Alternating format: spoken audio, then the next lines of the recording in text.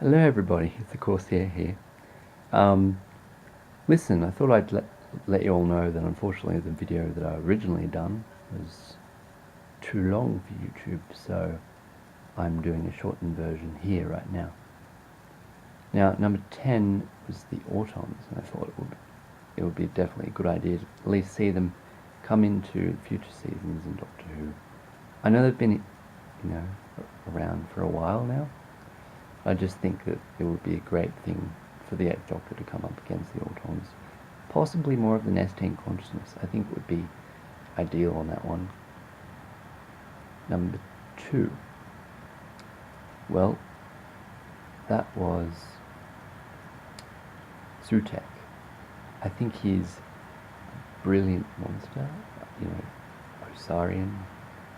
Forgive me if I said that wrong. Osurian, that's right. And generally, I think he would be able to inflict pain on the Doctor and give some sense of humility to the Doctor, just to let him know that yes, he's a genius, and yes, he's technically the most powerful being in the entire universe, just by his intellect, but he can still get hurt. And like we saw in the original series, the 4th Doctor, he suffered, let's just say, a lot of pain under Sutek's powers. Then you've got the Mara. Now, what a nightmare. I thought that was a brilliant concept from the beginning. As a writer, I thought it was just awesome. Just have someone get inside your head. Yes, I know they sort of did a similar thing with the Dream Lord, but I think that the Mara, they should go back to that entity in the old one and really embellish it a little bit more, because I think it would heighten Capaldi's darker persona. I really do. And then you've got the Master. Now, Master, yes, I know that Moffat said he wouldn't return, but I think, yes, his story is done, and yes, it could be adapted a little bit more. I don't know, 50-50. What do you guys think? I mean, he's very good at it. And that's not just John Simm, I'm talking about the character himself. And the banter that goes on between the Doctor and the Master is just priceless. The next was Omega.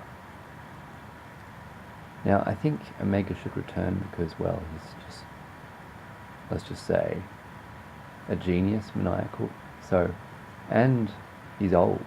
He's very old, so he'd be a great monster villain for the Doctor to play against.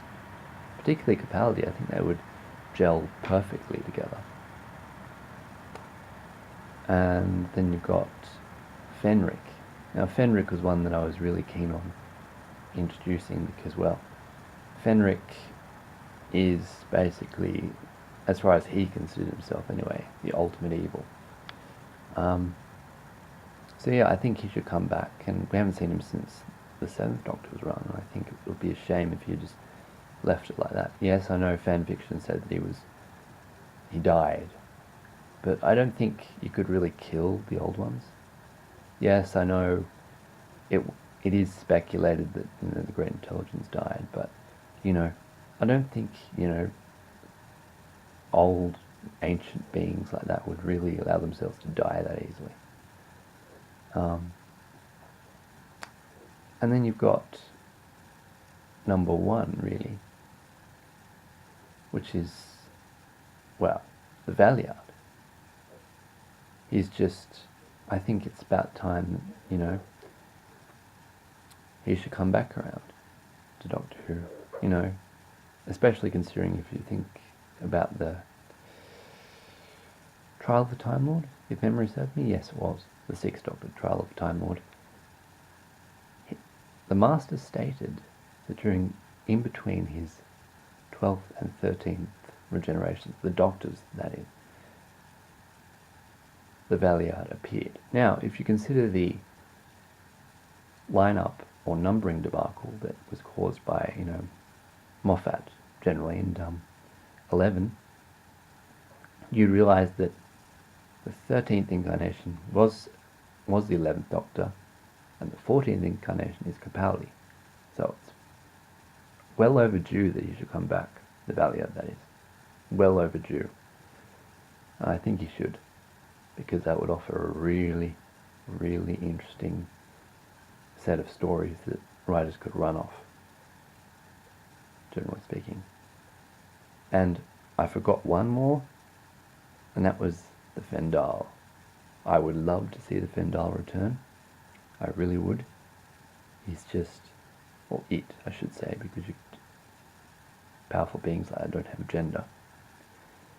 It was really, really sinister. I love that kind of sinister kind of omnipotence, really. It was just, oh, I can't describe it. It was really, really good. But now let's get to the order of business, which I was going to do in the original video, but never could. I'm going to do a brief review of Deep Breath and the other two episodes that have appeared so far. And I'm also going to talk about Listen as well. So, here we go.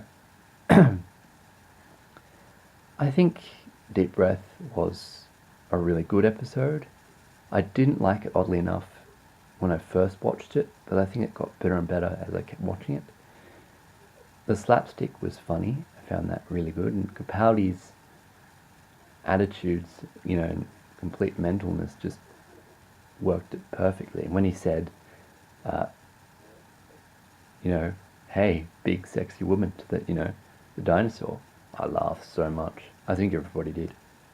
Strax was brilliant. We will melt him with acid. It's just a brilliant line. Just love Strax.